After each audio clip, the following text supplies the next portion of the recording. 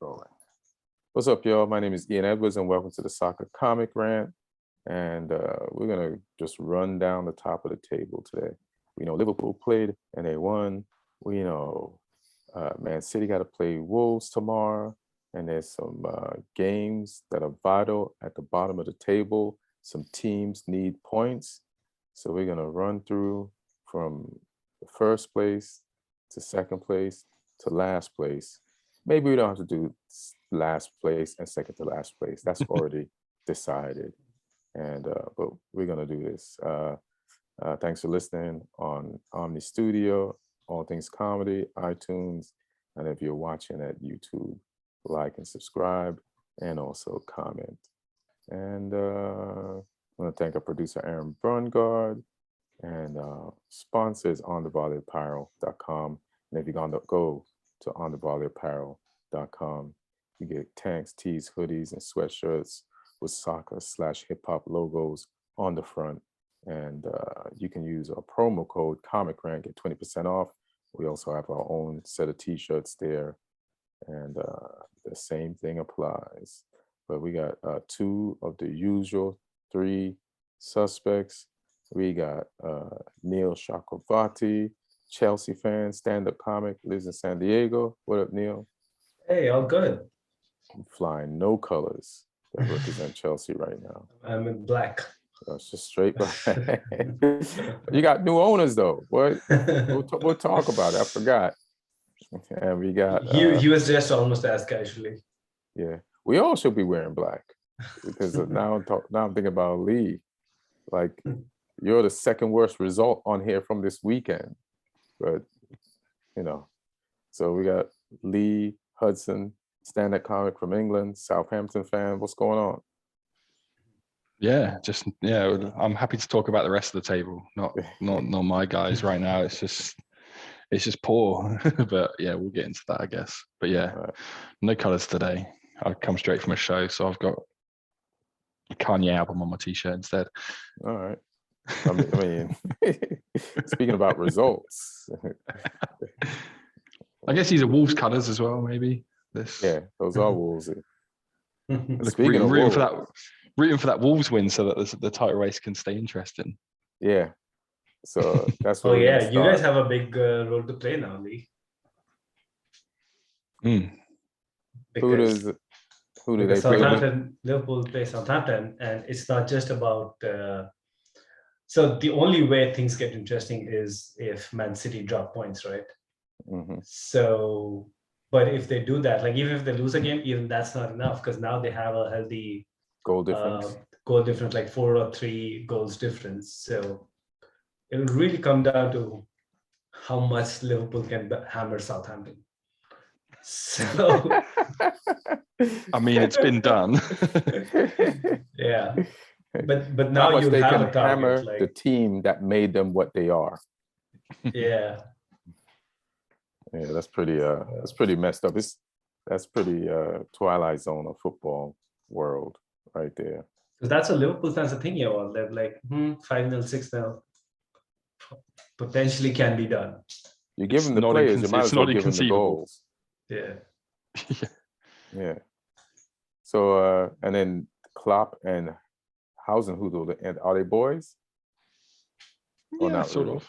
They're from the same family of. Yeah, you know, but I mean, we still need a point or two just to make sure we definitely do stay up. But I mean, I think that's where it's going to be interesting because typically the way Southampton play in a lot of these games where they have had big score lines is they not play like a bottom of the half team just on a low block. But I think in a game like this where we lost your audio. Can you hear him, Lee? I can't hear him. Yeah, I can't hear him either. And then he completely froze. Uh-oh. Say something, Neil.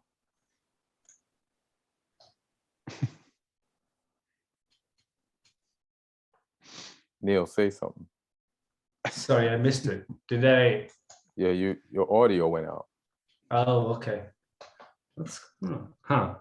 No, I was saying that, most of these games where Southampton have had these 6-0, 9-0 and stuff, Wow. like because like typically the way Southampton play isn't like one of those bottom of the league teams that just play in a low block. Southampton do do play open a lot, do play a lot in transition, do play that do play like a top half team. So maybe sometimes too much of a top half team with the kind of personnel they have. But I think in a game like this, where there's going to be so much spotlight on them in terms of how their defense is going to hold up, I think you're going to be forced to play a little bit conservatively. And this game is on next week, Tuesday. 17th. It's on. Yeah, next week, Tuesday, because this weekend, Liverpool has the FA Cup final. Who are they playing against? Oh my God. Chelsea? Yeah. All right. So all right, let's go to the top of the table first. So we got Man City. They won last weekend, which is a few days ago. They shelled Newcastle. I thought Newcastle would stand a chance, put up a fight, but Newcastle walked onto the field with their hands bound and a ball on chain on each of their ankles, and they got shredded. The good news for Man City is like the last few games, Jack Grealish has looked kind of impressive. He's been doing some things, so he's coming into form around the part of the season where he's put himself in a consideration to get back on the England team. So that's good. But yeah, now Wolves is next. What do you guys think of Man City's chances against Wolves? I mean, Wolves they're a scrappy team. They're fighters. They've not really got anything to play for other than a Conference League place. But they're the sort of team that seem to just. That's United's. Oh, they're trying to take that off you. They're still. They got two games in hand on you guys. So they got 2 games. We got 1. Yeah, it's like I said, they're a scrappy team. So I think they'll certainly make. If City do beat them, I think they'll have to work for it. I don't think they're going to pace them like they did Newcastle. But the possibility is always there because it's City. I mean, they could do it to anyone. But I think, I'm thinking like a 2-0 or like a 3-1 or something, maybe. What do you think, Neil? Yeah, I mean, we'll start a tough team to break down. We just played them this week and we had a tough time breaking them down for the longest time, even though I feel really bad for Timo Werner. He scored, and that was like the most, I don't even know how that was a foul that was given, but the referee blew this whistle, so it didn't. The rules are that it can't go to VAR after that. So he didn't get his goal, but even after that, we were 2-0 up. But they don't really give up. They always have a threat on the counter, and on the transition, like we could have conceded more than 2. So they're always gonna be that threat. But I feel unlike Chelsea, when City get on top, I think they're gonna make them pay. It's not just gonna be 2 goals. So yeah, I mean, they'll have to work for it. They'll have to be careful about the threat on the counter, but you'd back City to have enough possession to make it count. I'm gonna look something up because it's right before I got on. I heard this. Man City defensive injuries, defender. Like they have like 3 important defenders out for the rest of the season. So let me see. One is Stones. Let me see if Man City left with 3 fit senior defenders after Stones, Walker, and Diaz ruled out for the season. So they're actually lucky if they didn't qualify for the Champions League final because they might have. That's huge. So you think that will affect them? Not hugely. I mean, they've got Laporte, they've got Ake, they've got Cancelo, they've got Zinchenko. I think they'll be just fine. I mean, they'd rather have those guys available, but I think Cancelo is a bigger miss if he's not there. Right. Diaz is probably a big one. Right. He's probably the biggest out of those because I think Cancelo is better than Walker. You do? But they've been playing him on the other side as well, though. They've been playing both of them when they can. So Right. But I think they'll cope with Zinchenko. I like him. Well, They- I hope Wolves make some drop point just to make the race interesting, and just because, I don't think Wolves is an easy team, which you guys are saying that, but let's make this thing a little bit more interesting. I want City to get to a point where it's just over before the last few games, and so yeah, let them drop some points. So I'm just more than I think Wolves can win. I just hope they can take some points off City and make the race interesting. What were you going to say, Neil? I was gonna say that they could also play Ake at left back if they really have to rotate Zinchenko. Mm-hmm. But yeah, I think they only have 3 more games left in the season. They're out of everything else, so they'll probably just go in with their best team. How does that feel, right, to you? Ake, you said left or right? Left back. Left back, yeah. When you say that, it just doesn't even feel right. It feels like you're trying to put a circle in a square hole. I think he's played there at times. I remember like the first time when he went on loan to, I want to say Bournemouth. Watford. No, even before Bournemouth, he went on loan to, I think it was Watford, but I might be wrong. He played primarily at left back, and that's when he kind of like first made his name in senior football. Is he one of Yeah. your academy players? Yeah, he is. Or extra? Well, I think he did most of his academy career at Feyenoord, I think it was. Feyenoord, yeah. And then Chelsea pinched him as a teenager. Yeah. Right. But yeah, So, I mean, he's left-footed and he's fairly mobile, so I don't think he would do a bad job there. He's not, as natural as having one of those other guys there flying up and down that side. But he's not a bombing fullback, but he's like, like a old school conventional strong. He's more of like guy who kind of drift inwards into midfield instead of just flying up the flank. Right. He's got that in his locker too, like just to come into midfield and like in that deep line playmaker role and do switches on either side. I don't know, man. This could limit them, man. This could be huge. The more you say this now, I don't know, man. But he did have a good time, like in the Champions League against Atletico Madrid. I actually feel the defense levels kind of dropped when he was not there. So he's been in good form. He's probably not as talented as some of the others, but he's been in good form of late. I think he's in better form than normal Ake. Yeah. But I don't know if that's, Pep is playing him.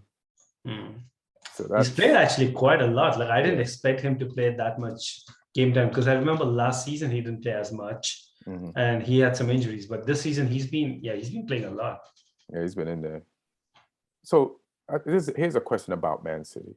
So they're first right now. They got 86 points, right? They're leading on goal difference. They have, let me see how many goals they got. They got 89 both teams, goals. but both teams have scored the same amount. Right. But which City forward, do you think any City forward had a good season? No, they did not. In fact, isn't that weird? But you know how Chelsea's forwards haven't had a good season? But now obviously things have changed in the last 2 or 3 games because I haven't counted off that. But just a couple of weeks back, I think 3 match weeks before, I was just trying to find out, like, because I know Liverpool's forward scored a lot.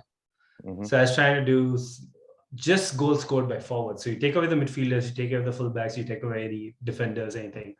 Just the forward line, even like include the squad options and stuff. I think Liverpool were at 51 or 52. Chelsea were at 33. Manchester City, surprisingly, was only at 35. Their forwards? Just their forwards. So I'm talking about Raheem Sterling, Jesus, Mahrez. Is Bernardo Silva included in that? Silva plays mostly in midfield, right? Yeah, I'd count him as midfield. I'd count Foden maybe as a forward. Foden, Yes, Foden is a forward. And even like folks like Del Torres, who had a couple of goals in the beginning of the season. But the only So, person we think had a good season there is Foden, and he's not a forward. Raheem Sterling. You think he had a good season? No, he did not. So that's what I'm saying. Like, it doesn't It's surprise me that they went and put all this load of cash on Erling Haaland, because right. just their forward line haven't had a good goal contributing season. But even some of their midfielders who used to attack, like Bernardo Silva, this is not his best season. Like how does a team at the top of the table with the chance to win the thing, 89 goals, come off like their goal scorers are not having a good season? Has that ever happened in the history of the Premier League? Jack Grealish, I'd put Jack Grealish in the form line too. Yeah, they put Jack Grealish in there too. That even divides up the goal scoring pie into. I just counted it again. It's at 37, so it hasn't really gone up a lot. Right. And Jesus has been good in spells, hasn't he? Like, he's been good recently. I think he had another spell earlier in the season where he was good, but he's not like a consistent doing it every week guy. So they only scored 37 goals. So non-penalty goals. Non-penalty. Yeah. How many penalties did they get? I mean, so Sterling scored 2, Mahrez has scored 4, Jesus has scored 5. So they've got a bunch of goals from penalty. But I was trying to get an apples to apples comparison between just how many goals are being scored by forwards of all these top 3 or 4 teams. And they are, I mean, we're far behind Liverpool, but that doesn't really matter. The fact that Man City is far behind Liverpool on that count is probably something that they need to address. Right. And you would say Liverpool's forwards had a good season, though, right? Oh, yeah, all of them. The same even amount the of bench goals. guys. Yeah. So that's goddamn weird. Yeah. Yeah. Because they don't get much. Like, which Liverpool midfielder do you think of when you think of goals? Nobody. But yeah, but you would even without the goals, you think Liverpool midfielders had a good season. But the role is goals. not to score. Right. So in City's system, I think he does play these. Like, he has this holding DM, either Fernandinho in the past or like Rodri has taken over that role now. But he gives a lot of license to De Bruyne and Bernardo Silva, Gundogan to go ahead and express themselves. So even Rodri scored quite a few recently though. Right, he scored right. like 3 or 4 goals in the last like 2 weeks. Yeah, Rodri scored, but Gundogan's scoring is down, and Gundogan was their leading scorer one year, like maybe last year. So it's like I feel like Pepper's done stuff to hurt some of his scorers, and it's weird to say that about the guy whose team is at the top of the league. And they're probably on course to score 100 goals this season. So and then they're getting it still done. had a shitty season. Yeah, they're getting it done. It's just like when you compare it to Liverpool, who's just that forward line has been so insanely effective this season. Right. It kind of doesn't look that good. Right. All right. I'll move off the weirdness of. But I think that's a good point to speak about Erling Haaland, because definitely there is space there, because you think Man City, if they win again this time back-to-back Premier Leagues and Champions League final last season, semi-final, closely missing out on the final again this season, they are essentially, if you take the totality of things, they're probably the best team in Europe. But they still feel the need to make that huge transfer. And the reason is probably the fact that they do need goals. They imagine where this team can go if they have 20-25 goal striker. I always believed they needed a forward. I was like there was a point where everybody said they need a forward. Then they won some games, and then everybody said, I guess we're wrong, they don't need a forward. And I was like, nah, they need a forward, because I figured it would affect them. In the Champions League, like a knockout competition, you need forward. So now they got it. And they got Erling Haaland, 21 years old. He's going to be on £375,000 a week. I think he's getting the same amount as De Bruyne. And how much did they pay for him? 70.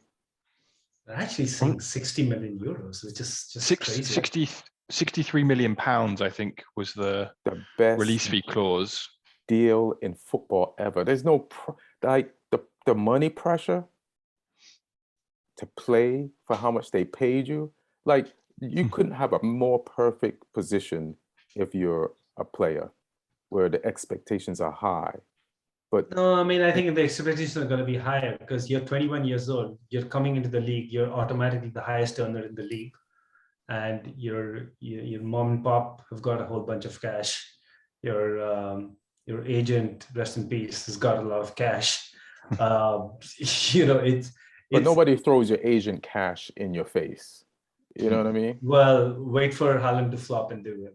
I mean, I heard his dad was getting like 30 million out of it. Yeah, exactly. That's just crazy. Like that's that's a transfer record for a lot of clubs. Yeah. Yeah, but I said this before. Like, if you're young and like, if you're young and that's a bargain. And it kind of, the lower they buy you for takes the pressure off your back, I feel. Like there's pressure anyway, but I feel like there's just less pressure at the price, 60 mil. Yeah, if it was because I mean, if it wasn't going for that, it'd probably be a world record.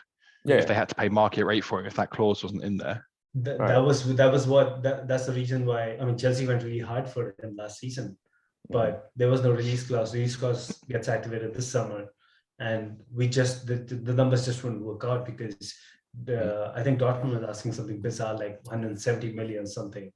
And then you do that plus all of their salary and agent and all of those demands. It's just crazy. I've heard Raiola, before he passed, was negotiating that there would be a release fee after the second year of this contract with Man City for 128 million. Which I mean, obviously, if he's there and he's getting paid well and he's happy, he won't go anywhere. But if it's not working out, or if he does fancy a change, then it opens the door for someone to come in and get him for. I mean, City will still make a profit, but 128 million apparently. And that makes me suspect foul play in the demise of Raiola then. Yeah, has he had any meetings with any sheikhs from the UAE or anything recently? Yeah, I've heard that he is still alive. The release clause thing Lee you're talking about. I think that is there. And yeah, it's somewhere in that region of 120, 150 million. Because he ultimately does want to go to Real Madrid. Mm-hmm. And I mean, these are all, some of this, I don't know how credible these are. Apparently Madrid was leading the race to get his signature, but they have concerns over the recent injuries that he's had in his leg. So they don't want to take that. They kind of passed on him. I don't know. I heard they wanted him, but he chose City as a better project. He's always been careful at like where to choose to go. Like when he chose Salzburg, and then he chose Dortmund as opposed to Manchester United and other places, and then now this choice to go with Pep and City and overall it is a better choice based on like I don't even think Real Madrid can really afford him either. Like their books ain't in the best. I never trust these Spanish club books. Yeah. Real Madrid find a way. Yeah. They'll find a way, but their books are, cooked. Their fans are going to be a little bit disappointed though. They're being linked with him and Mbappe, and then get neither of them from the looks of it. I mean, they're going to be happy with winning the league and the Champions League, so they should be all right. Fine. Benzema's going to go for like another 10 years if recent form's anything to go by. Yeah, the way he's playing. Jesus Christ. He's going to play till he's 50. That's what he looks like he's trying to do. Liverpool just dismantled Aston Villa today. Liverpool legend Steven Gerrard, the coach of Aston Villa, they gave it a go. They scored first, even though like the first phase of that goal was kind of offside, and Mings helped them out by slipping in the goal, and Ings helped them out by an ex-Liverpool player by blowing some chances. And now, I think we talked about it a little bit. Did we talk about this before we got Liverpool versus Southampton on May 17th? Did we talk about that while we were on, or Yeah, I think just we right did. before? All right. Briefly, yeah. I mean, we're Brief. probably going to get hammered, but we'll see what happens. All right. So Liverpool's at 86 points. They're right there. I was surprised. I mean, I didn't see the Liverpool Villa game, but as I checked on the scores, and for a moment there, it looked like Steven Gerrard is going to cost Liverpool another Premier League. He was trying to, and But, Coutinho was out there balling too. There was one point where Coutinho was like streaking into the penalty box, and he got stopped by Van Dijk, and Van Dijk took the ball away from him. And it's like, they bought me with your money. Get out of here. Yeah. Get out of here. You're not gonna like, if you're Steven Gerrard, you're coaching against your boyhood club. You gotta feel for your boy. Like, when you're approaching coaching a Villa that week, are you really going 100% and coming up with all the ways to stop Liverpool from winning a title? Like, what do you guys think, like, is really going on? Like, can you do that? I mean, they look like they tried to. They did. Yeah. They put up a great fight. They pressed really well. But that is a banana situation to be in. Like, you're one of Liverpool's ultimate players, you know, and you could be if Villa had won or Liverpool had dropped points. How would you think Liverpool fans would feel about Steven Gerrard, like, from this day on? It's just as disappointing as when he cost them a title by falling over as well.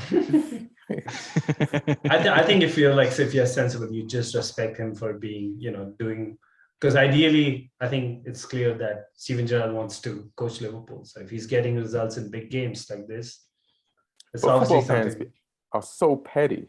And then, all right, so you make them drop points, right? You make them drop points. And then you don't lose to Man City. And then you come up later, hey, can I get this job? No, I think you're going to be fine. I remember Lampard in the 2014-15 season when he joined City on loan, and we had a good, comfortable lead at the beginning of December over City, 7 points. By the end of December, City had completely shaved off that lead. We were almost tied. I think we were just leading on goal difference. And we played Man City, and we are leading 1-0. And late in the game, Lampard comes on and scores the equalizer. I remember that. It's like, and we were like, fans were singing his name, and then suddenly he scores. And you think that would, and it did cause a lot of heartburn among the fans for a couple of months. But, people forget he came back. Right, but I also remember you guys got rid of Lampard. Like, you treated him like shit. Like, yeah, you're old, get out of here. And I was like, he's not done yet. He got at least another season, and then he goes to City. And so that kind of alleviates it. It's not like he went willingly. You got tossed out. And Man City's like, oh, one man's trash is some shit we could use. But fans don't care, right? Yeah, fans don't care. Fans are rational. Yeah. They still hold it again. Yeah, some that result today was probably the perfect scenario for Gerrard, though, wasn't it? Like, they've come out of it with credit by putting up a good fight, but ultimately he's not cost his club anything. And also, he can do what every Liverpool fan wants last day of the season by beating Man City. Villa play Man City. So what would that be like? Let's like, will they be singing like he finally won the Premier League for Liverpool? I think they're gonna mint him a medal. Does he get a statue in front of the? He's gonna get that probably anyway. Yeah. All right. Coutinho, Steven Gerrard, Danny Ings. There's a strong Liverpool ex-players. Chelsea's third. They got 67 points. They are moving. Chelsea has in their last 3 got 2 points in their last 3. We have 1 win in our last 5 games. And 1 win in your last 5. What's going on? Is it the war? Is it the sale? I think it's just like the wheels have kind of fallen off. It's a team that's just like they just want to get to the end of the season. Is it the pictures of Rudiger in a Real Madrid shirt on the internet? Yeah, there's that. Is it the I mean, pictures of we've Christian? had what Tuchel did, turning around the defense. Mm-hmm. There was like foundationally there were some issues. Like we've always had an issue with not having a holding DM. I think we've never replaced Matic ever since he left. Mm-hmm. Bakayoko was supposed to be that guy, but then he never worked out. And we never really taken care of that. The one guy who was kind of papering over the cracks, Conte, is now almost all the time injured. Yeah. He doesn't play. He's aging. He's aging, and he's like, he's had so many injury issues now. And the backline now, like, everybody's minds are elsewhere. Like Christensen's off to Barcelona, Aspilicueta is off to Barcelona, Rudiger's off to Madrid, Thiago Silva is 38, 37. So it's and he's your best one. And then last game, because even Jorginho was injured, we played 2 box-to-box midfielders in a double pivot. And so you could actually see that game as 2 different games. When those 2 guys, when Loftus-Cheek and Kovacic were going forward, it looked so beautiful. It looked absolutely amazing. But then the moment we lost the ball, off the ball, neither of these guys are DMs. So we are essentially so open. And it was taking like just 2 or 3 passes for Wolves to come back at our backline. So we had a lot of occasions where we're losing the ball and there were counter-attacks. They could have scored more than those 2 which they eventually didn't score. Yeah. So again, that's something that needs to be that needed to have been a priority for 3 seasons now. I hope at least this season we don't go. It's a failure of planning, and you've seen the way this league is. That if you like, even last season, they were Liverpool. Mm-hmm. They had everything at the beginning of the season to have another great season, and they had those centre back injuries, and they didn't plan for losing Lovren, which they did, and having somebody like Joel Matip who is so injury prone. Then they lost Van Dijk. They didn't take care of that in the winter window. So even the best teams, where they don't plan to be at 100%, you'll find yourself not at 100%. So we are not even that level. So we took a lot of gambles with our squad selection this season, and it's come back to bite us. All right. Lukaku got a goal. That was good. Lukaku got 2 goals, right? 2 goals. Yeah, he also won that penalty, which is good. Right, and then you still drop points in the game, and Timo Werner should have had that goal. Like, I still can't believe how that was given as a foul. Timo Werner should always have had a goal. That's his life at Chelsea. It's like, he can't score, and then the moment he scores, it's like something happens. It's offside, or cosmic forces decide. All right, like, how can we get rid of this one now? I think committee. You know how I think Lukaku has cursed the voodoo person has cursed Timo Werner so that Lukaku can start or something, because there is some weird shit going on every time Timo Werner plays. It's funny to see Todd Boehly in the crowd whistling. I can get used to a whistling owner, no problem at all. Yeah, I saw him like putting the Went like this, he went like this, Well, did you think they taught him that? No, I think he is that kind of guy. Like, he is like the pal's pal. He's probably gonna be a very popular person in the dressing room. All right. So what do you think about this deal? Like, there's like $1.4 billion, 1.75.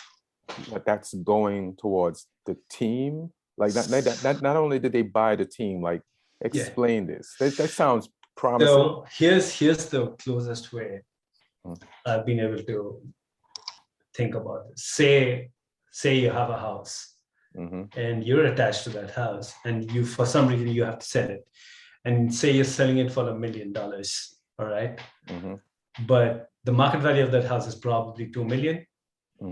And you can get 2 million, but you decide to sell it for $1 million and put something in writing, put something in the paperwork that forces the guy who's taking it from you to use the balance of the $1 million, the other $1 million, towards improvements on the house. And that's essentially what's happened. So $2.5 billion goes to the seller, Abramovich. Obviously, it's going to a frozen account right now because nobody knows what to do with that money. And then a balance of $1.75 billion is essentially seed money that has to be used in some form, infrastructure. Who arranged that? The Rain Group arranged that in the sale, or? Yeah. They were conducting the sales. So that's pretty smart. But obviously under instructions from Abramovich. So I guess that won't be. I guess that won't be just transfer fees. That'll be for the training ground, the academy, the women's team. No, Stamford Bridge development itself, because Stamford Bridge is one of the, it's had a long pending expansion required, and that's not going to be easy in the middle of London. So you can easily take $1 billion of those. So you're left with 750 million, and there's the academy, there's the women's team, there's the foundation work. So I think essentially what Abramovich has tried to do is that you're not coming in here for a quick buck. You're not coming in here to skimp. And to make sure that's easy for you, I'm reducing a little bit on my end. So like I gave up $1 billion and change. You got to give up $1 billion and change. No, you gotta now use it. You gotta now treat it for the next 10 years the way I would have treated it. Right. So that's essentially what he's trying to do. And he's also put in these clauses, which I just don't understand how a private equity firm agreed to it. Because clearly Capital have around 60%, even though it is the Todd Boehly consortium, but he's got the backing of this private equity firm based actually out of Santa Monica, Clearlake Capital. And they have agreed for the next 10 years to not sell any shares of the club. So essentially, you're not going to be raising money by, siphoning off parts of the club. And also what are now being called as the anti-Glazers clauses, that that you can't take any dividend out of the club, you can't add any debt to the club, and you can't you also can't pay upper management any fees. So you're telling me, for an oligarch who he has got to be one of the greatest owners in ownership history, like even in selling the club, he sold it in a way that was so beneficial to the fans and to the club.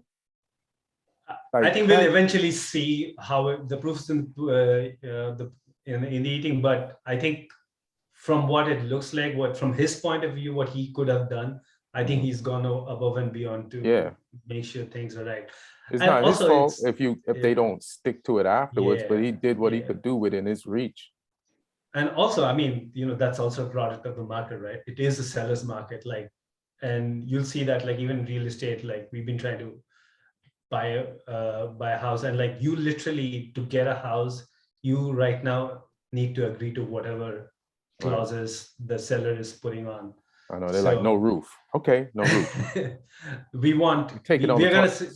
We're gonna sell the house, but we want free rent back for the next 6 months. Yeah, we're gonna sell you the house, but we're gonna live in the house. And you're for zero rent for the next 6 months. Nobody agrees to that in a normal world, but now people are. So something similar. People were desperate. There were enough in serious bids, because a club like this doesn't come up for 100% sale often. So he kind of leveraged that too. How much did he buy the club for?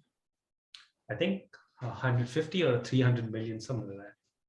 So if he ever gets his money back, even though he invested 1 point whatever billion, he still makes a profit, right?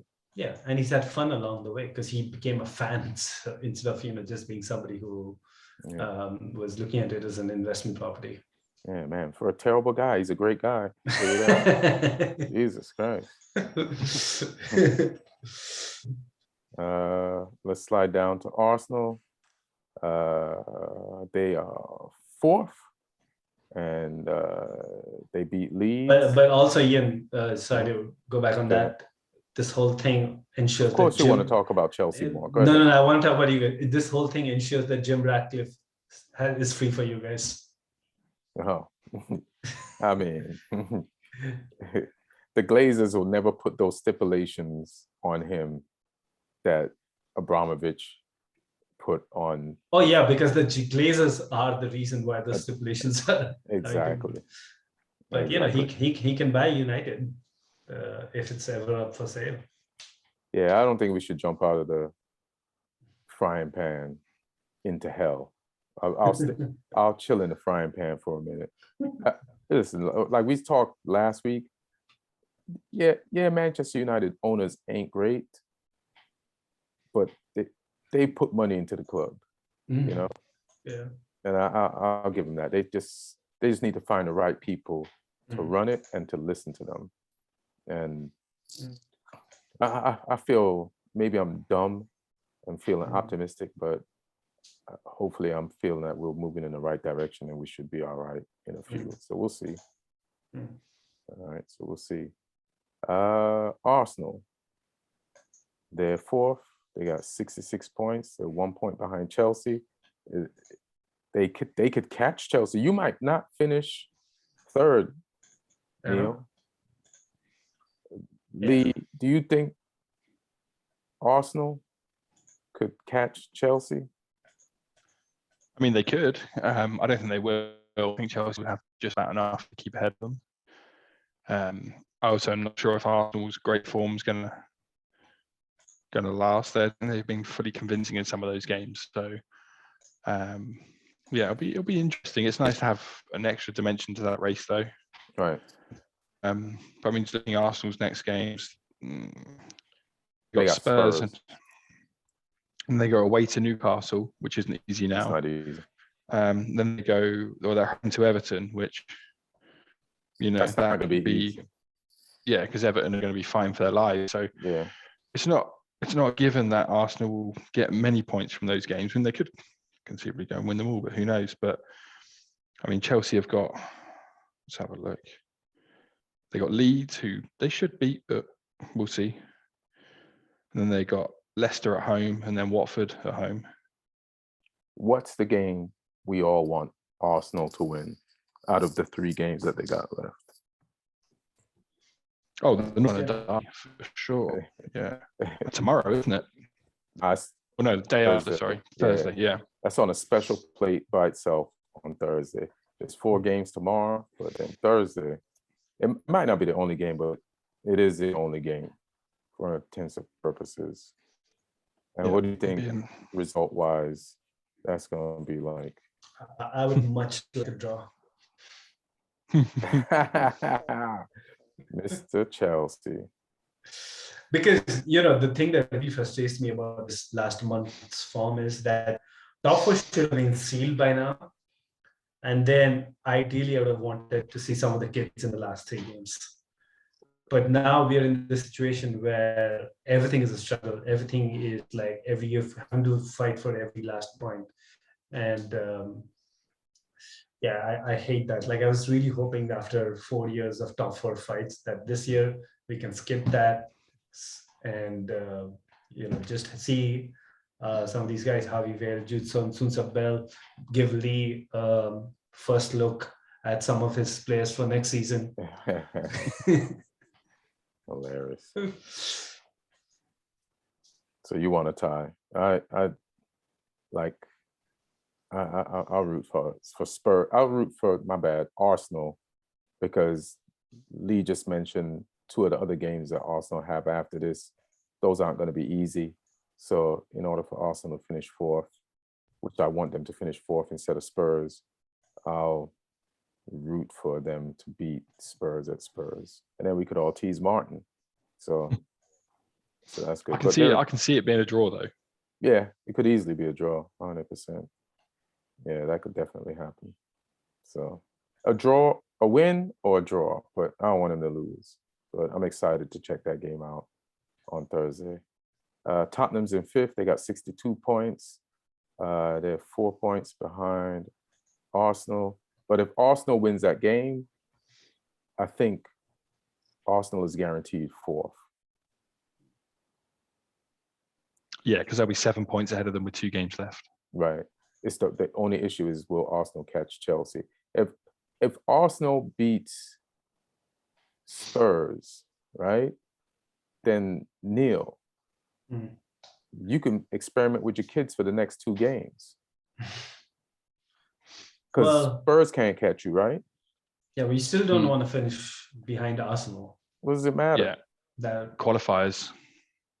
No, I don't think we have qualifiers anymore, do we? In the Champions League? I don't think so, man. I think I 4th goes think right they in got there. rid of qualifiers. Really? Yeah. Yeah. You could check, but yeah. I don't remember any. Listen, man, you've been 4th a bunch of times. I don't remember us like Chelsea was 4th. I would want us to win the next Liverpool was game. just 4th, and I don't think they did any qualifiers. Yeah. I thought they did. No, we were 4th, right? So, and we didn't have any qualifiers. Oh, okay. You were 4th last season? Yeah. We went straight to the group stage. I think qualifiers ended after, that season where Liverpool won the Champions League under Klopp. Right.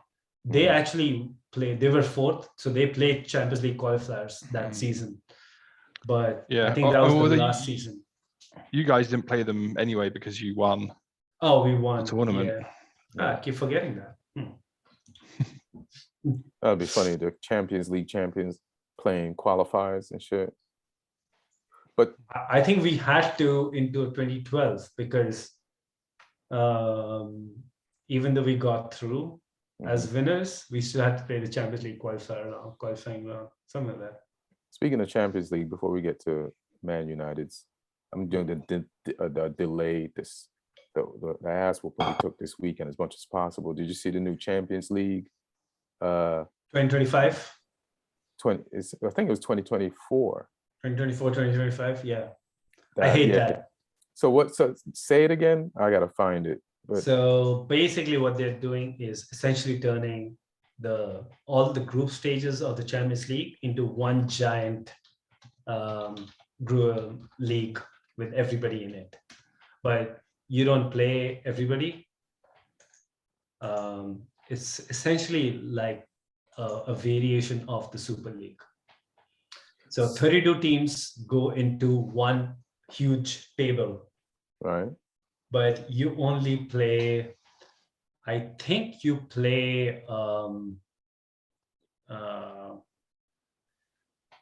do you play 8? So it's not 32 teams anymore. It's 36 teams. So you expand. So the first thing that's changing is 32 teams expanded to 36.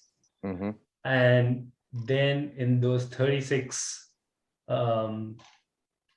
games, you play 8 games, 4 home, 4 away. It's still weird. That's you look play, at my face. I can't even understand this. Okay, so here's the thing. Think of a 36 team league. Okay. Each team, so Chelsea plays 8 games. Who? 4 games at home, 4 games away. It's like so that's a group then. No, but think of like college football, right? You don't play only Eastern Conference, you don't play only what's the two divisions. You play some from your own, some from outside, right? So all the names are going to go into a pot. You're going to play 8 different teams. 4 of those teams are going to be at home, 4 away. So you're going to play I feel like everybody should start marching again and stop. No, but that's what's going to happen, because people are going to claim that it was unfair to X team and it was easier for another team, and that's how the top 8 got decided. So yeah, it's a horrible idea. I thought there was a vote to see if they would do it, and then the vote went through. Because at the end of the day, the clubs don't care. It's more money for each club. But I thought the clubs were like, this is too much. And they No, I want think less. that's something that managers and players say, but the clubs themselves, they like this because it just means more guaranteed games, which means more TV money, TV revenue. Jeez. And what about the thing where like a fifth place team can get in? Because depend on how many, I forgot, I was reading it on Instagram, like, but it's just another rule. It doesn't matter. That means if this was in 2024, the Spurs finished fifth, they would have a possibility of getting into the Champions League. No, On this new- because that fifth, the extra teams, those 4 extra teams, are gonna come based on something called historical coefficient. So they're doing that. But I thought it was something. I think Spurs might have a pretty shitty historical coefficient. They do, but Spurs is also, with their shitty history, included in the Super League for no reason. That was you know, of a private club, right? Members club. So there was not even any. They were not even faking to have any semblance of meritocracy in that one. like Villa has more history than Spurs. Okay, so here's how the 4 extra places are going to come from. One place will go to the club ranked 3rd in the championship of the association, in the 5th position of the 5th position in the UEFA National Association ranking, which I think is either Portugal or France right now. Let me see. 5th is France. So yeah, so the 3rd place team in France is going to come in. All right. And then the 5th place team from France. okay. And then 1 place will be awarded to a domestic champion by extending from 4 to 5 the number of clubs qualifying by the so-called champions part. I have no clue what that is. And then the final 2 positions will go to the associations with the best collective performance of their clubs in the previous seasons. Oh, okay. So say, for example, this season, it seems like the English clubs are doing the best, right? Among all the different associations. So the 5th place team from England, so yes, Spurs in this case, Those are going, right. would go in. And then maybe if the other one is Spain, because Villarreal and Madrid went in, so it would be the 5th Spanish team. All right. I just don't know which is the champions part. Champions part seems like something like all the FA Cup winners and stuff like that. Right. I see Lee. What time is it there, Lee? Lee's struggling. Oh no, I'm looking down. I'm looking at the table on my phone. Oh, okay. Yeah, I'm looking at fixtures and stuff. It's 20 to 2 in the morning here though. God damn it. It's late. Let's see. So let's go to Man U. Let's just do this real quick. We lost embarrassingly to Brighton Hove at Brighton Hove. They played us off the park, in the dressing room, onto the buses, and I don't know. Like, I showed much interest in this game as it was going on as our Manchester United showed while they were playing it. Like, it was unbelievable, the score, and believable at the same time based on the entire year's performance. Like, you're shocked and then you're not shocked. And then when your coach has to call in like a 5th defender so that Brighton Hove doesn't put 6 in you, and you're Manchester United, it's pretty embarrassing. And then you don't want to be a defender on the field making Maguire look like we miss Maguire and that all our problems before weren't his fault. So then he has to come in to help cut down scoring. There's just nothing good to say about this. I just can't wait till the season ends. Thank God we only have 1 game left, which is a shock in itself. There's teams that are above us and below us with 2-3 games left. We got 1 game left. Like, we're at 58 points. We have to be This has to be the worst sixth place finish in the history of the Premier League. And we might not finish sixth. We could finish seventh. Now, normally I wouldn't want us in Europa League, but I kind of do want us in Europa League because I feel like we're going to have a new coach, new players, and the more games, the better to just get our system, like more places to make mistakes to get our system together, as opposed to making those mistakes only in the Premier League. So I'll even take the Conference League. Fuck it. Why Also, not? you can't escape being in the Europa League because the only other option for you apart from Europa League is the Conference League. It's not playing European football at all. So you still have to play something on Thursday nights. It's just do you want to play Europa League or Conference League? You'd want to play the Europa League. I play either or. I feel like I'm not trying to win anything next year. I just want to see improvement. But you also want to see your players play against better opposition, right? Like the Conference League is really I want to bad. see them. I want to see play people we can beat, so that I could feel better. I want to book some people. I don't care if we're Like beating good teams. like I just imagine want to win. Ronaldo with like 100 goals in 10 games. Can we play in the women's league? Like, can we play under 21s? Let's do it. Like, we need. Most of our players are going to be young like that anyway. I just want to win some shit, bro. I don't care. But we do need extra games to lose so that we can get better. So we need the reps. So like most people, like they don't want to play in the Europa League for Man U, or they don't want to be in it, especially the Conference League. I say let's get this practice in, like in real time. I think So for I'll a take team it. that's building, that's kind of like having to start from scratch and have a transitionary year, Europa League is a really good thing to have because you get chance to play all those squad players and rotate and give everybody a chance in some low intensity games Right. and slowly bed them in. So everybody's happy with their game time. Yeah. So I'd love to do it. Yeah. Just for that. Yeah, you got plenty of talented kids that probably deserve a chance as well. Yeah. And they'll step up to those nights. You know, they did in France a few years ago when Ollie was there against PSG. It's so shocking, the players that stepped up to those nights that are no longer with us. There are like other places they weren't good enough to be with us on a regular basis, but they on those nights they stepped up. So yeah.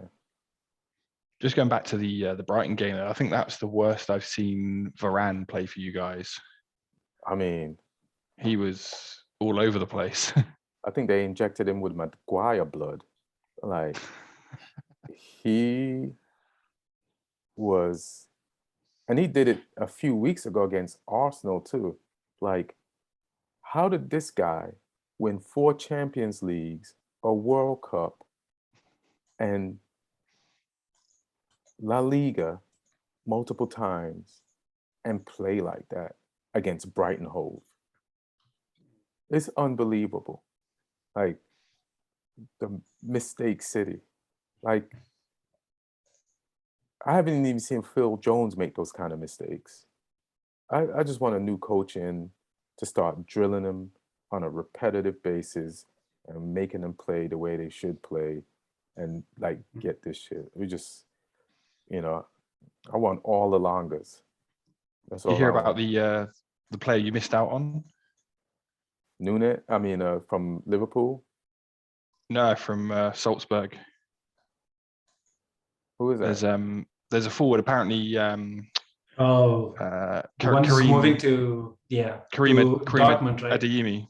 Yeah, Karim Adeyemi. He was Ranić wanted him because he scored tons of goals for them. And apparently Ten Hag had agreed it as well, but the board just taken too slow to actually put a bid in, and then they'd already accepted and agreed with Dortmund. So he's going to be the Haaland replacement at Dortmund instead. How much is he going to Dortmund for? 33 million, I think. That's a good price for a forward. Yeah, just looking, he's 20 years old and scored 23 goals this season. In the Bundesliga? The Austrian Bundesliga. Austrian Bundesliga. Yeah. Right. But he's been called up for the German national team as well. And Liverpool bid for him too, Oh, yeah. at 25 million. But Where were they going to put him? I think Liverpool is really great at, making sure they have their plans in place before shit hits the fan, because you don't know if Salah is going to stay. I Even think there's though been it rumours seems of- absolutely stupid to let go of Salah, but if his demands really are to become the highest paid player in the Premier League, which means 450k, then there's only a certain point as up to which Liverpool will go. Right. There's been rumours of Mane to Bayern as well Damn. the last few days, which is interesting. I don't know if Firmino might be not happy with his lack of game time as well, because the guy's barely playing right now. All he has to do is wait around and see one of these deals fall through, and then he'll slide right back in. But he should be unhappy with his playing time. But that's the game of poker, right? Because I think all three of the established front three in Liverpool, their deals are ending next summer at the same time. So this really is the time where they can do. They don't want to land up in this kind of situation that we did with Rudiger and Right. Christensen. They have the same problem with their forwards that you have with your entire defense. They're going to have it next season if Right. they don't fix it. But they're smarter than us. When we knew this was coming, decided to get rid of Mark Gahey, decided to get rid of Tomori, got rid of Zuma. They have already got the second generation in. They've got Jota in a season back. They've got Luis Diaz in now. And they're both doing great. So technically, they just need one more player to have on paper at least. Of course, you can't replace Salah, Mane, the kind of personalities they are, the kind of big game impact they have. But they just need one more player, and they're gonna make, if they choose to go the madcap route of just letting go of all three and raking in a whole bunch of money this summer, they would have probably sold these guys for 250 million and replaced them for less than 100 million. Right. I think it's going to be hard for Liverpool not to pay Salah with knowing that Haaland is coming to Man City. Yeah. They're almost forced to keep.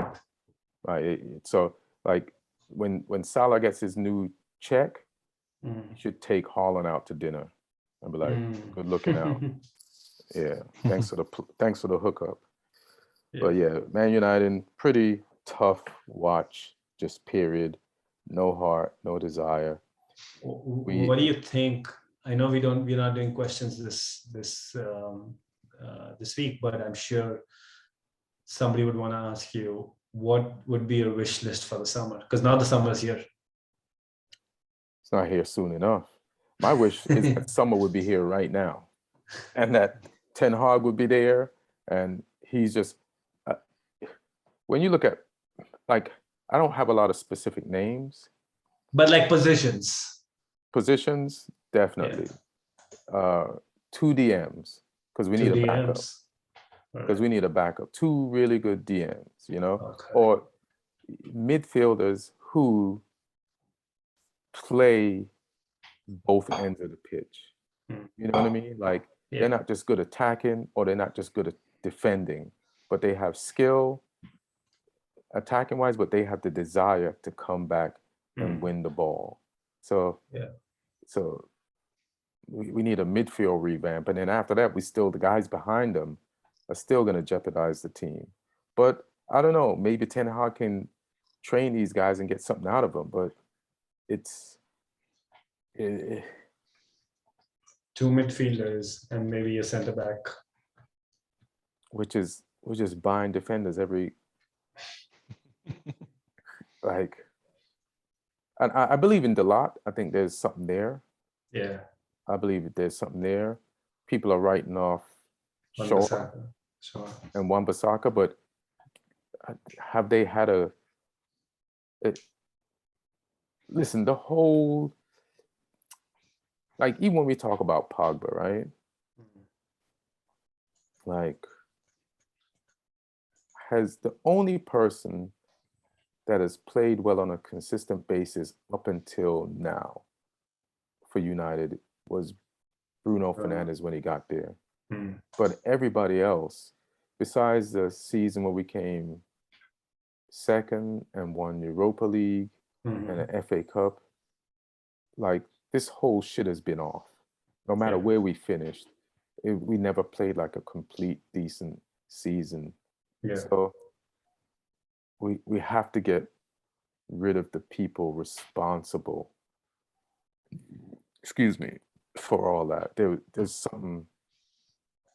We just have to get rid of the people responsible for that. Get people in there. You like like seeing how Elanga plays shows me how much mentality is important in football, and we have to just get the right mentalities in this club, Mhm. and we'll take it from there. So I believe that Ten Hag is good at identifying these personalities. I have a fear that Ragnick is not going to be retained the way I want him to be retained, and he's not going to be as involved as I want him to be involved. I feel like there's something weird going on, and he's trying to salvage his reputation and throw the board under the bus the way they threw him under the bus. Mhm. And he's saying stuff all the time, and that's going to be tough when somebody tells the truth and is not playing the political game. But I don't blame him.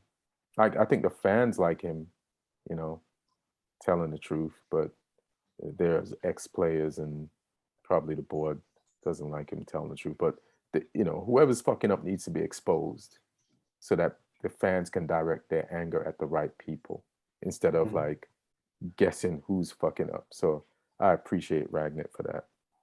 And we probably need Ronaldo's going to be old, so we probably need. I don't know what's going to happen with Rashford.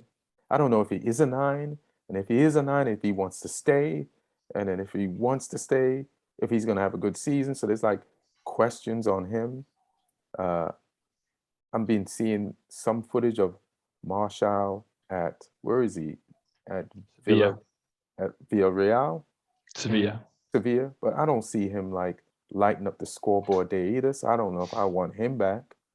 You know, Mhm. I feel like he should just be sold.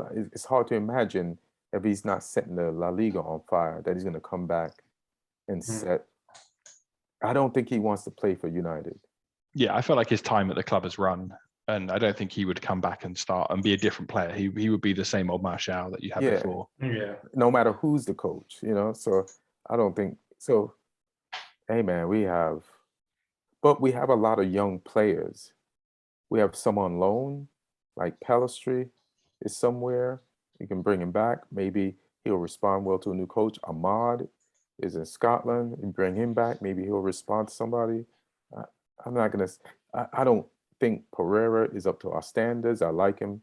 I always hoped he will, but I don't think he is. But you know, we'll give him a test drive. I don't know if we'll give him a test Mhm. drive or just sell him to the Brazilian club where he's at.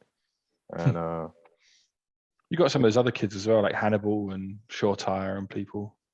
I still don't think Hannibal got it, but Shortai, I think, got it. Mm. I think, yeah, yeah, because Hannibal is not gonna. I think he's a few years off if he does have it, but I could be Mhm. wrong.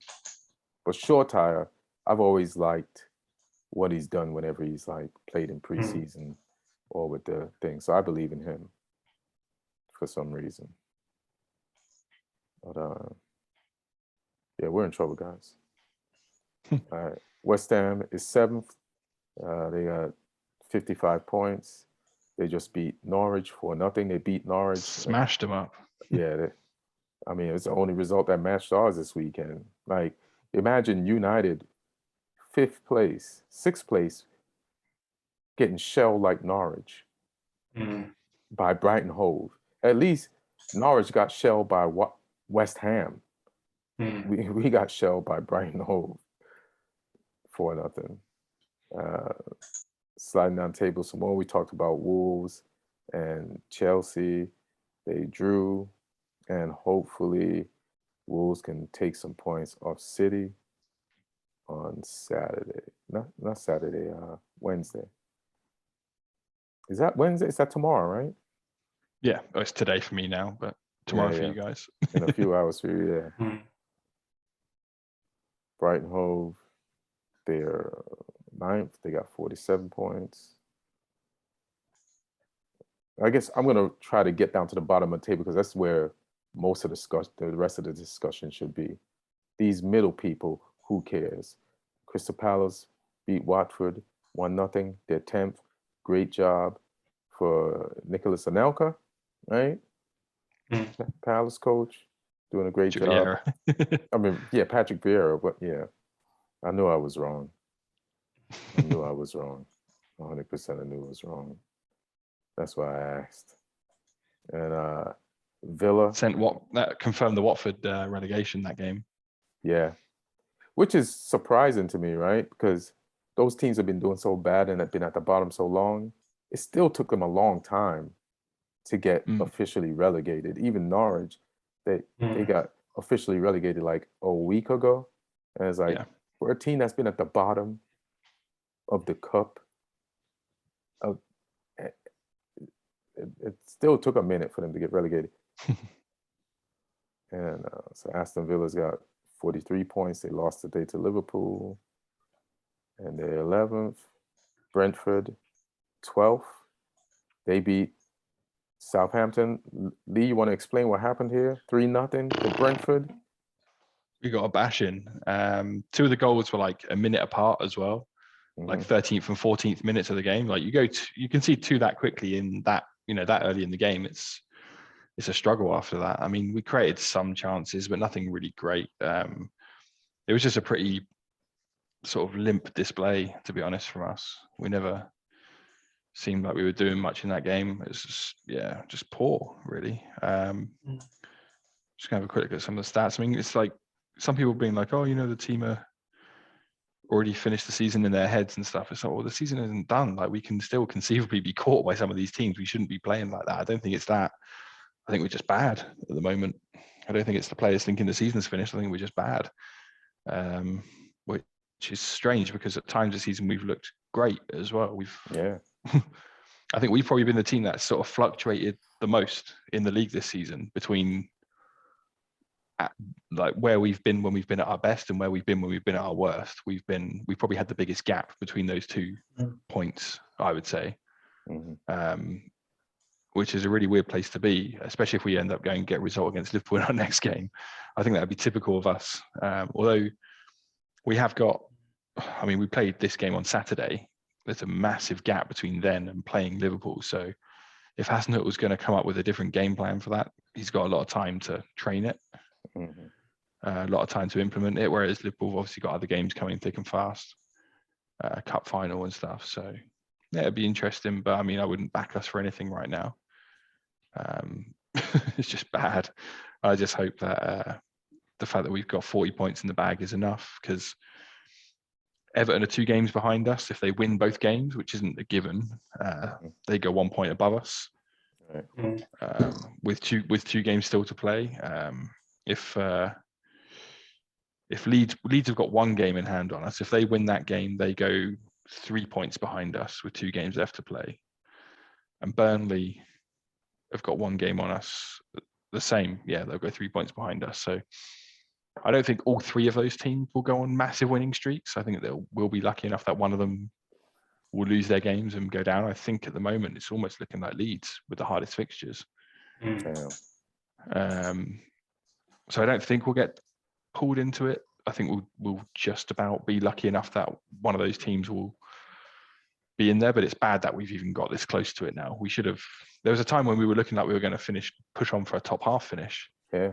And then the form just went off a cliff again, which it's hard to explain because I can't really see any reason for it. The personnel hasn't really changed. Style hasn't really changed. Just the execution of it's been fucking dire. The one game I went to watch against Arsenal, we ground out that 1-0 win against them. But I should try and get a ticket for the Liverpool game. I think I got shows that day, but I should try and get a ticket because I haven't seen us lose this season. So I might need to go to that one just to keep my record up and keep the team up. Keep the team up, yeah. Yeah. Who you play after Liverpool? Who's your next game out? Your last game? I think it's Leicester. Let me double check. Yeah, we're away to Leicester on the last day. So you're going to be fighting for points hard, and they're right above you in the table. Right now, they got 42 points. They have 2 games They got in hand a on bunch you. more. Yeah, they got a bunch more games. Yeah, I'm not so- really fussed about catching Leicester as long as we can get something off them. Right. That'd be good. But I mean, we could, with the way we've been playing, we could conceivably not get another point this season. Yeah. Leicester's got some holes in it, though. You just got to get some corners and you're good. And Ward-Prowse is a good corner taker.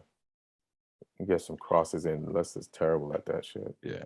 The way we're playing, I wouldn't blame him if he left this season. Oh, he is going to leave. I'm putting up with another season of that shit. I mean, we'll get a big price because he's on another 4 or 5 years on his contract, but he's the sort of player you could do with. Yeah, 100%. We'll see what Ten Hag says. How old is he? 27, I think. 26, 27. I mean, if he's 27, I'll look at him. Oh. Yeah, I think you probably need a little bit of experience too in the midfield because it looks like Pogba's going to go. Matic probably going to go. Yeah, Matic is done. Matic is done. Pogba, that's experience that you're losing. I'm guessing one of Fred or McTominay is going to go. So I don't think McTominay's good enough. Yeah. Ward-Prowse is 27 and he's our captain. So, yeah. I mean, if you're struggling like this now, if you lose this guy next year, that's dangerous territory. Well, there's people starting to ask questions about Hasenhüttl now as well. Because I mean, when he gets it right, he gets it really right. But when he gets it wrong, fuck me, it's bad. And I don't know if people can live with that level of inconsistency because it's always I mean, we might escape by the skin of our teeth this time, but can't rely on hoping those good spells come and are enough to keep us up. So, yeah, he's in a bit of a weird place right now in terms of his job security. I think he's the highest, or the shortest odds to be the next manager to leave a club. So, yeah. Do you have injuries that's causing your form to dip? Nope. No, we've just been shit. Hilarious. We've just been so bad, just not scoring goals and bad defending, which is a pretty awful mix, as you well know. Oh yeah, I know. Jesus Christ. Yeah, it's when you can't do either of those things, it's not good. All right. Let's go to number 16th place, where shit really gets interesting. They could catch you, or they may not catch you. But there's Everton. Let me just say the teams. As Everton, 35 points. Burnley, 34 points. And Leeds, they're 18th. Leeds have us to play tomorrow, so they might get 3 points. Because we made a habit of like clubs that are on a bad run, Arsenal, United, Everton, maybe Leeds now, that we give them a lifeline. They might get a point from you, which is big. Which is big because they're tied on points right now with Burnley. Right. I want them to get a point because I don't want the American coach to go down and a stigma or a bad stereotype develop about American coaches in the Premier League. So I want Jesse Marsch to succeed just so American football can succeed. What were you going to say, Lee? I think Chelsea will be wanting to do their boy Lampard a favour by winning that game. And also, like, if Leeds are going out, you'd want to end the 2-year Chelsea Leeds. Like, it's been a rivalry that that we've missed for a while, and you want to end it on a good note for your club. Everton have got some winnable games as well. They're playing Watford tomorrow. Oh man, that's like handing Everton 3 points. Yeah, and then they're at home. They're at home to Brentford after that, and Brentford are a good team, but they're better at home than they are away. Right. And Everton are playing really them good at home. Yeah, Everton are playing them at home, so that's 2 games they could win. They've got Palace after that at home as well.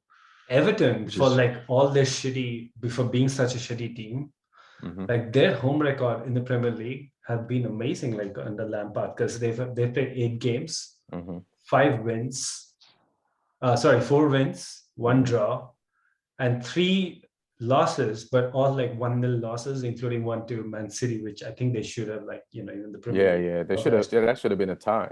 Yeah. They should have had a penalty.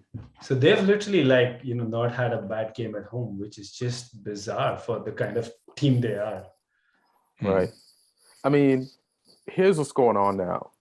Is Lampard a good coach, or are the fans, or is he lucky that these fans are like doing everything they can to push this team? Like, if Everton was a truck that broke down going uphill, everybody who knows the truck owner got a phone call to come help push the truck up to the top of the hill.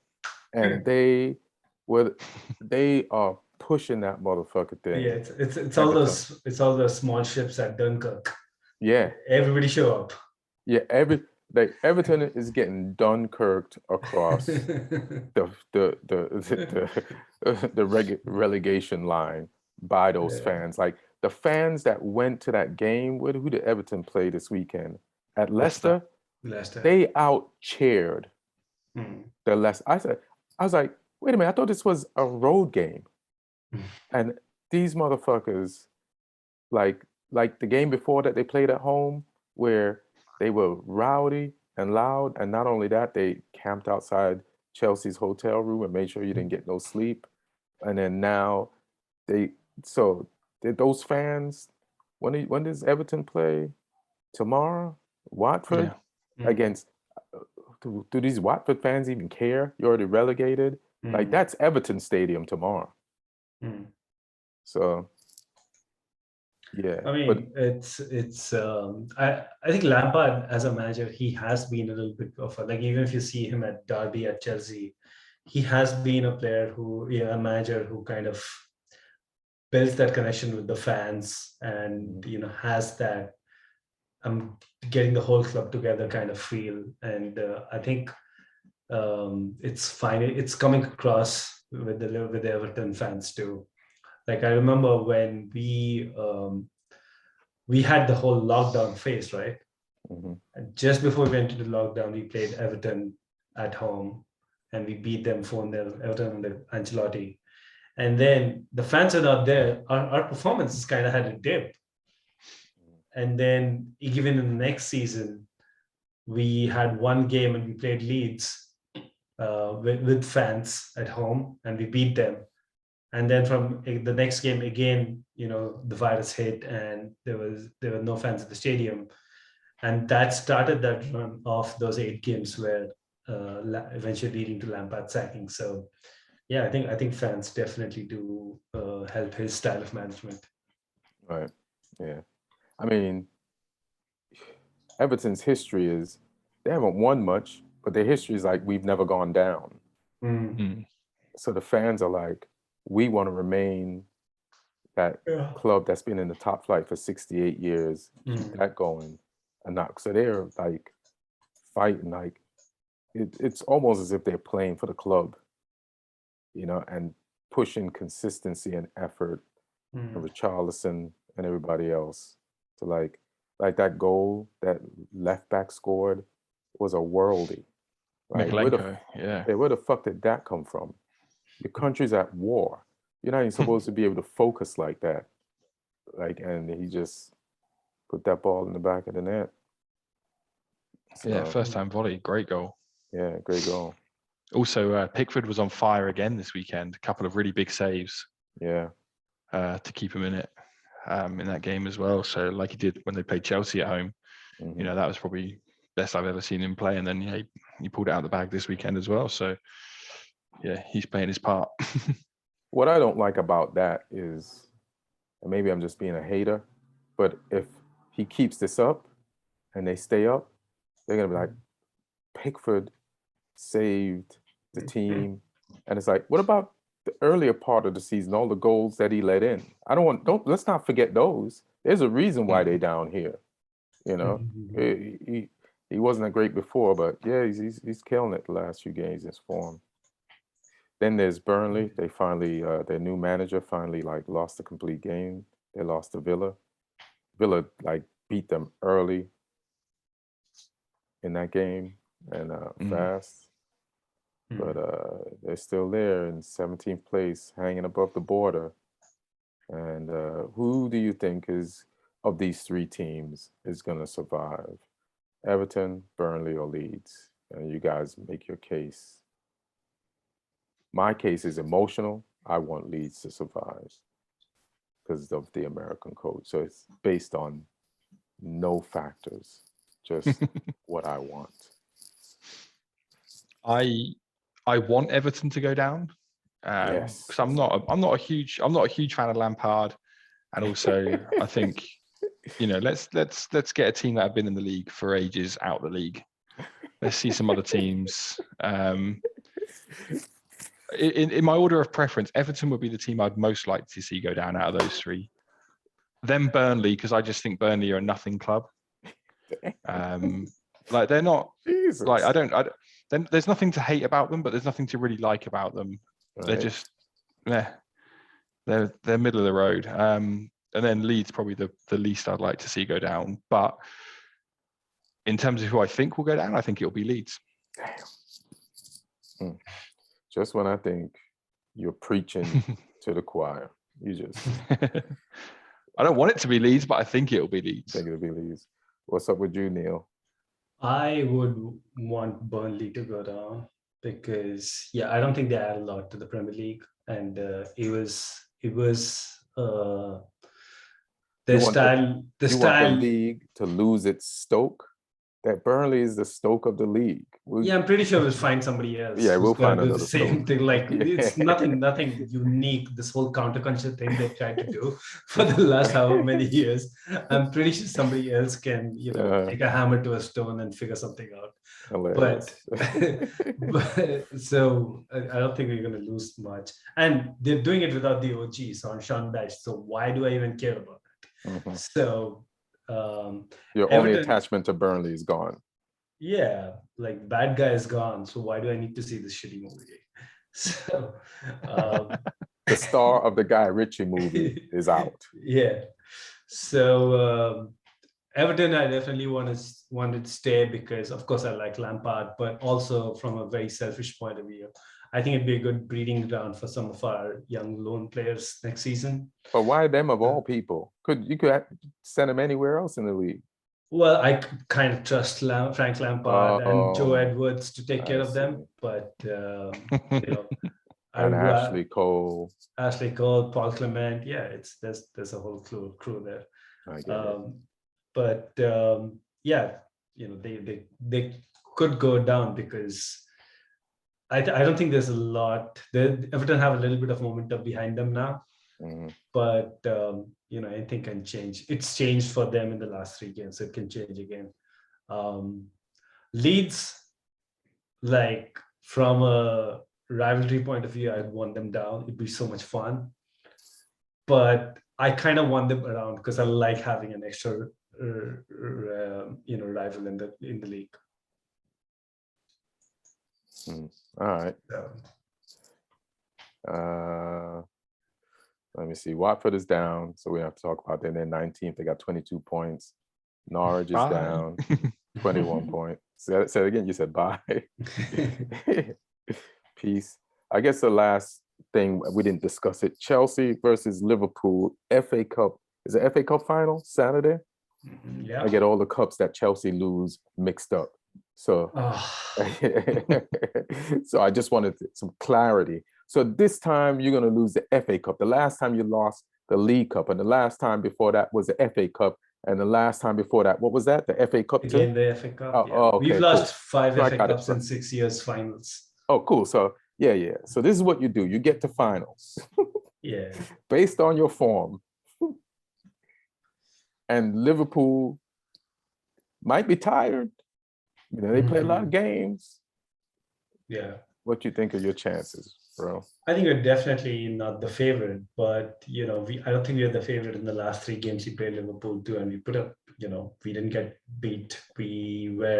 I think we were the better team in 2 of those games. But again, like, I think the difference between Liverpool and Chelsea is that Liverpool cannot be at their best and still get a win.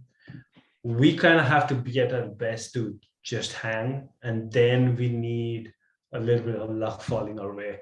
So, I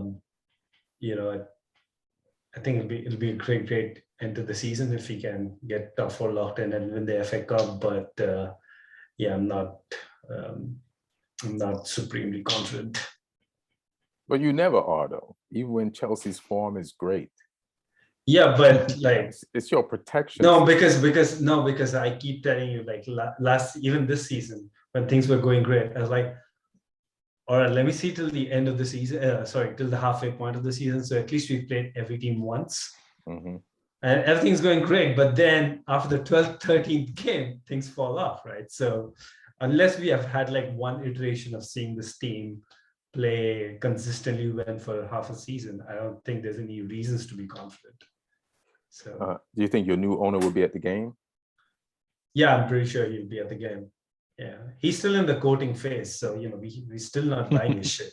So he's gonna hang around. He still hasn't slept with the club yet. Yeah, so he has to still he still has to get a rose. Get all them dates. Still got to get a rose. Lee, what do you think of Chelsea's chances versus Liverpool this weekend at Wembley Stadium in another final? I mean, you can't deny Liverpool the favourites right now, but I mean, yeah, Chelsea, Tuchel he's a smart guy. He'll have a game plan, so it's just whether the players can execute it to the level required or not. I could see Chelsea doing it, but equally, if someone put a gun to my head, I'd say Liverpool. Right. I feel like Liverpool has a wealth of riches, but that wealth of riches has also disturbed their front line a little bit. But, players who are normally used to playing are being pulled in and out just to rest, and it kind of disrupts their form, but they got it done today.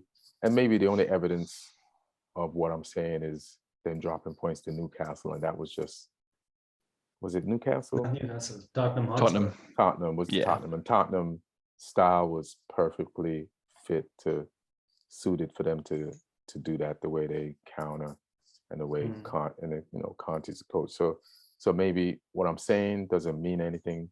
I do feel Liverpool should win, but if they lose, right, and they've already dropped points this weekend, what if they lose and they were about to win the quadruple?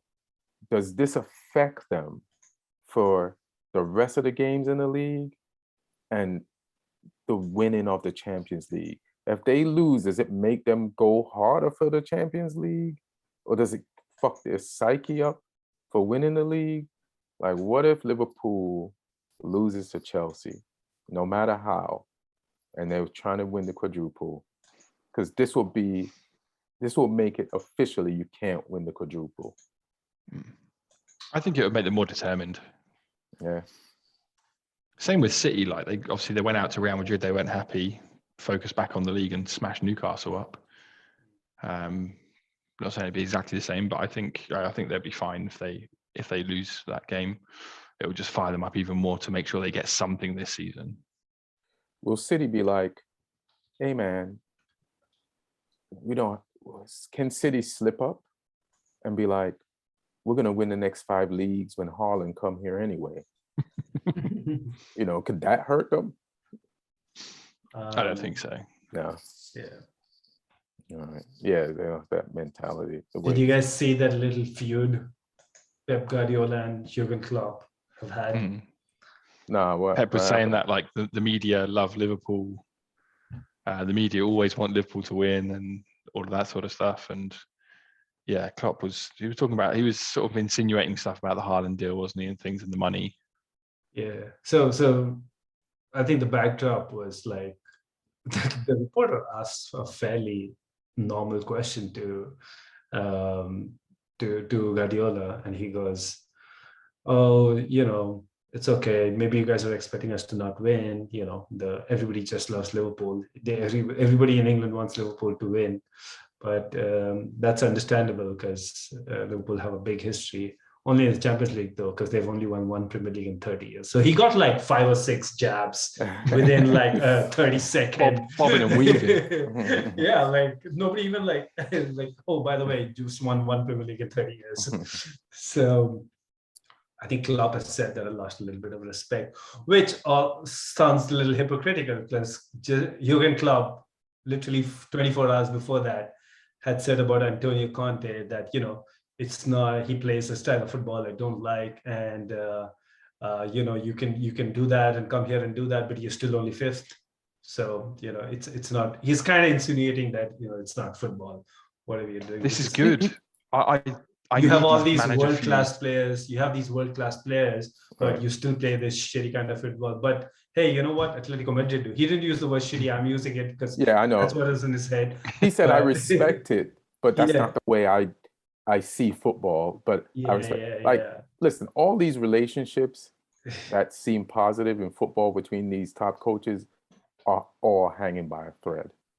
I mean, these are managers getting hot under the collar, right? Like Klopp said that after he had dropped points, and he knows that could essentially be the crucial game that gives City the title.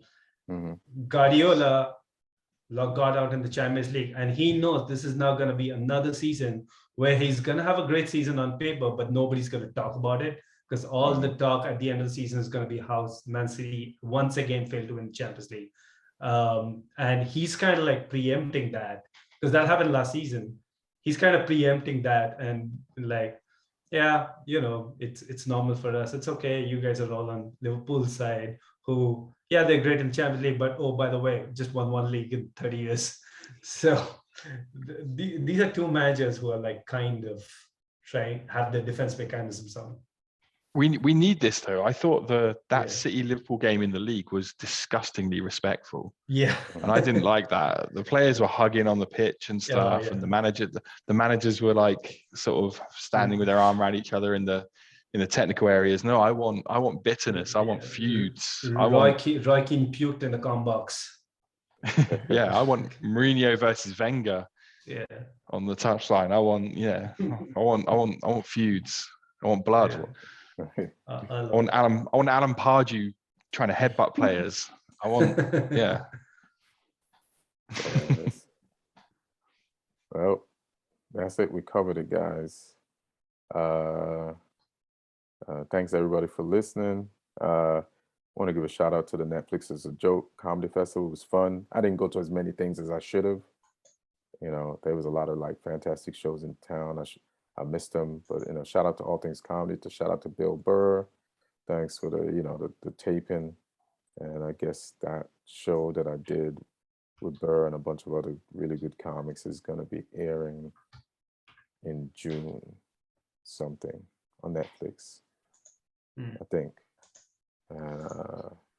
Anybody got any last words? I didn't do the questions today. I forgot to put the thing out. Congrats to FC Porto, won the league at the weekend after I wore their shirt on last week's pod. But no, they won it in style. They went and won at Benfica, their hated rivals. They won at their stadium by beating them 1-0. So celebrated it as all their fans were leaving quickly at the final whistle, which must be a nice way to win a title, to go to your biggest rivals and beat them and then celebrate. So that was an interesting one. And Atletico Madrid beating Real Madrid after refusing to give them a guard of honor. But I think that's a pretty inconsequential game because obviously Madrid have already wrapped up the league and they got the Champions League final to focus on now. Yeah, it's going to be hard for Madrid to put any effort into their next few matches because in La Liga, because they won it already. So it was a perfect time for Atletico Madrid to face them. And the danger with Real Madrid is like, you can't just save it all for one game. You got to stay in winning rhythm. So I hope they stay motivated coming up to that. Like the advantage is probably in Liverpool's favor because Liverpool needs to win the league and they have to win every game. So they're going to be like in top shelf conditioning and order and running format. And then Real Madrid's like, we're just waiting on the beach till Liverpool shows up, and you might just be eating carbs on the beach and not be ready. So we'll see. I want to say shout out to Chelsea women.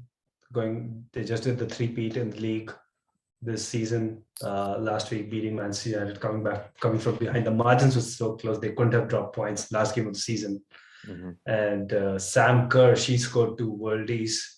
Like one of them, I saw one. Spin, almost drugged by a goal. Yeah. Like the lob. Yeah, like the lob was there, and then she she chested the ball down, spun the defender, and a long range shot. So and I think she's got the golden boot, and she's sweeping all the awards again. So yeah, Emma Hayes and her team, like they just keep rolling. They're a machine. And What's this her time, name? Emma Hayes. Emma Hayes. And this time, I think unlike the last couple of seasons where they kind of pulled away at some point, this time Arsenal really gave them a tough fight. Arsenal actually were leading for the majority of the season. And yeah, the celebrations were great. There was a lot of shithousery because the Arsenal they lost to Arsenal in the opening game of the season, or I think one of the first games of the season. And Arsenal have a new manager, a guy, and he did this very exuberant celebration when he won, like as if he's won the World Cup. And so in the group photo after, they all did, the Chelsea team with the trophy, they all did that same celebration, like falling to the ground. So yeah, I love that shithousery. So I mean, feuds are what make football great. Yeah. You say shithousery, I say class. I love that class. Yeah. That's how it's supposed to go down. Yeah.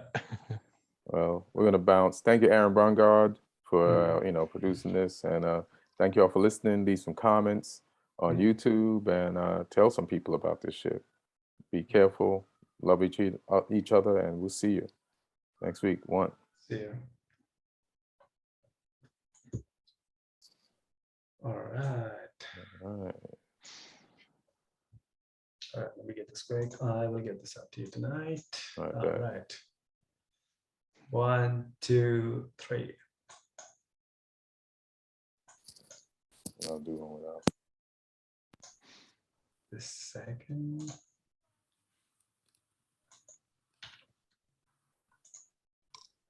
Okay. More. 3, 2, 1.